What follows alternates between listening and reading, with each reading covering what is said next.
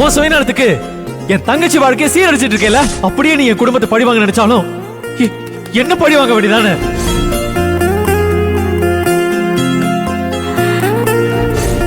போக மாட்டியா? இங்கிருந்து போக மாட்டியா? உன்ன சரவணா நில்லு.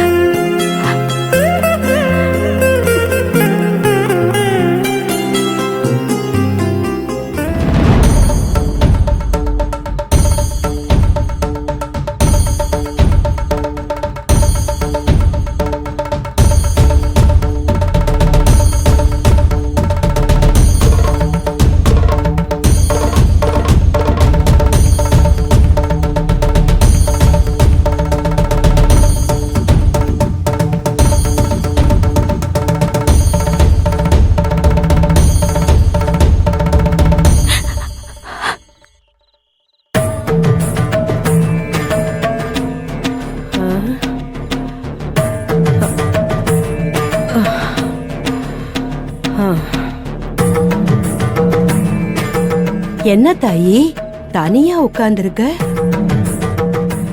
சொல்ல கூட முடியாத நிலையில நீ இருக்க. உன்கிட்ட கேட்க வேண்டியதை விட்டுட்டு ஏதேதோ கேக்குறேன் தாயி. ரொம்ப தூரம் பிரயாணம் பண்ணி வந்திருக்க, ரொம்ப பசிக்குது. ஏதாவது சாப்பிட குடுக்கறியா தாயி? என்கிட்ட இப்ப எதுவுமே இல்லையேம்மா. நானும் இப்ப உங்களை மாதிரி எதுவுமே இல்லாம நிற்கதியா இருக்கேன். ஐயோ, உன்கிட்ட இல்லாத பொருளை கேட்டு சங்கடப்படுத்திட்டேனாமா? பரவாயில்லம்மா, நீங்க இங்கே இருங்க. நான் போய் பக்கத்துல ஏதாவது கிடைக்குதான்னு பார்த்து உங்களுக்கு வாங்கிட்டு வரேன். வேண்டாமா, எனக்காக நீ அலைய வேண்டாம். பசி எனக்கு ஒன்னும் புதுசு இல்லம்மா. ஆனா எனக்கு பசின்னு சொன்னதும் உன்கிட்ட இல்லைனாலும் யார்கிட்டயாவது வாங்கிட்டு வரேன்னு சொன்ன பாத்தியா? உன் மனசுக்கு எந்த குறையும் வராதுமா. என்னாச்சுமா? ஒன்னும் இல்லம்மா, எந்த குறையும் வராதுன்னு சொன்னீங்களே, அத நினைச்சு சிரிப்பு வந்துருச்சு.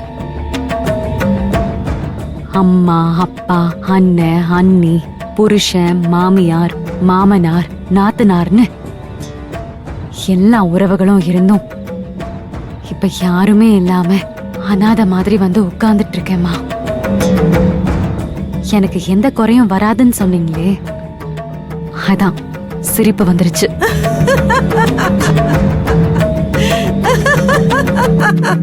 என்னாச்சுமா? ஏன் இப்படி சிரிக்கிறீங்க? இந்த மாதிரி உங்களையும் வீட்டை விட்டு வெளியே அனுப்பிட்டாங்களா?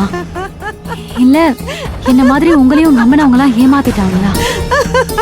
நான் போறதுக்கு வழி இல்லாம தவிச்சு நிக்கிற மாதிரி உங்களுக்கும் போற வழி தெரியலையா?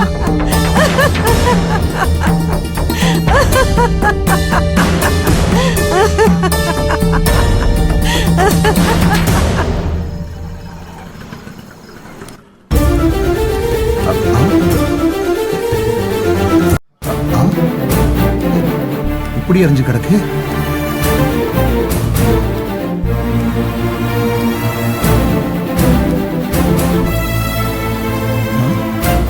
என்னது?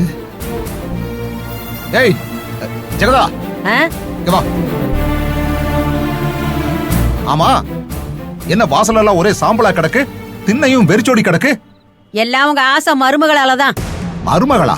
ஆமா, சாப்பிட்டு சாப்பிட்டு சும்மா இருக்க முடியாம அவ புத்திய காமிச்சால, அதான் உங்க புள்ள அவளை வீட்டை விட்டு வெளியே துரத்தி விட்டுட்டான். அவ சம்பந்தப்பட்ட எந்த பொருளும் இருக்க கூடாதுன்னு எல்லாத்தையும் எரிச்சிட்டான். சரவணனா? ஆமா, உங்க புள்ள சரவணன் தானே. என்னையே முறைக்கிறீங்க? யாரு என்ன பண்ணாலும் என்னத்தான் முறைப்பீங்க. என்ன நடந்துச்சுன்னு தெளிவா சொல்லு.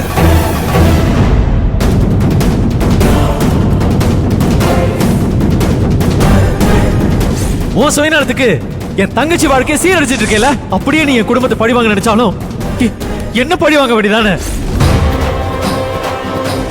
இதுக்கு மேல உன்னால என்ன சாகடிக்க முடியாது சரவணா. நான் இப்பவே செத்து போயிட்டேன். நான் போறேன். போதுமா? இதுல யார் மேல தப்பு இருக்குன்னு நீங்க கேட்டு தெரிஞ்சுக்கங்க. என் மேலயே விழாதீங்க. ஏய் சும்மா என் மேலயே எல்லாத்தையும் பழிய போட்டு.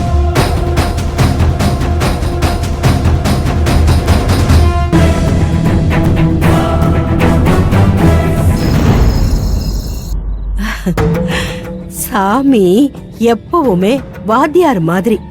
நல்லா படிக்கிற புள்ளைங்கள சாமிக்கு ரொம்ப பிடிக்கும். அந்த புள்ளைங்களுக்கு தான் வாத்தியாரு நிறைய பரீட்சை வைப்பாரு. ஏன்னா எந்த இடத்துலயும் அந்த புள்ள தோத்துறக்கூடாதுன்னு நினைப்பாரு. அதே மாதிரிதான் சாமியும் யார ரொம்ப பிடிக்குமோ அவங்களுக்கு தான் பரீட்சை வைப்பாரு. அதுல அந்த புள்ள ஜெயிக்குதா, எவ்வளவு தூரம் அந்த புள்ளையால போக முடியும்னு டெஸ்ட் வைப்பாரு. இப்ப நீ அந்த பரீட்சையை தான் எழுதியிருக்க. அவரு இன்னும் உனக்கு ரிசல்ட் சொல்லலமா. எனக்கு வாழணுங்கிற ஆசையை விட்டு போயிடுச்சுமா. இனிமே பரீட்சை எழுதி பாஸ் பண்ணணுங்கிற தெம்பெல்லாம் என் உடம்புலயும் இல்ல, என் மனசுலயும் இல்ல. ஏமா இப்படி ஒரு முடிவு எடுத்துட்ட? அவன் மனசுல என்ன இருக்குன்னு தெரிஞ்சுக்கிறதுக்கு முன்னாடி அவசரப்பட்டு சாமிய குறை சொல்லிடக் கூடாதுல்ல. உன் வாழ்க்கையில ஒரு நல்லது நடந்திருந்தா இந்த வாழ்க்கைய தூக்கி வச்சு கொண்டாடுவ. அதே கெட்டதாயிடுச்சுன்னா உன் வாழ்க்கைய வெறுத்துட்டு போயிடுவியா? எதுக்காக நாம சந்தோஷமா இருந்தோம், இப்ப எதுக்காக வருத்தப்படுறோம்னு கொஞ்சம் கூட நினைச்சு பார்க்க மாட்டியா? இப்ப என் நிலைமைய பாரு, நான் எப்படி இருக்கேன்னு பாரு, நீ எப்படி இருக்கேன்னு பாரு. என் நிலைமையில நான் சந்தோஷமா இருக்கேன். உன்னால ஏன் அப்படி இருக்க முடியல? நீ யோசனை பண்ணி பாத்தியா? ஆண்டவன் வார வாரம் அள்ளி கொடுக்க மாட்டான். வாழ்க்கையில கடைசியில தான் கொடுப்பான். அந்த கடைசி வாழ்க்கைக்கு அதுக்குள்ள நீ வந்துட்டியா? ஒரே நாள்ல பிறந்து ஒரே நாள்ல இறந்து போற ஈசல் கூட சாகர வரைக்கும் சுதந்திரமா இருந்துட்டு போகுது. வாழற நாட்களை கணக்கிலேயே வச்சுக்கிறது இல்ல. வாழ போற ஒவ்வொரு நொடியும் எதுக்காக படைக்கப்பட்டோம்னு அத பண்ணிட்டு செத்து போகுது.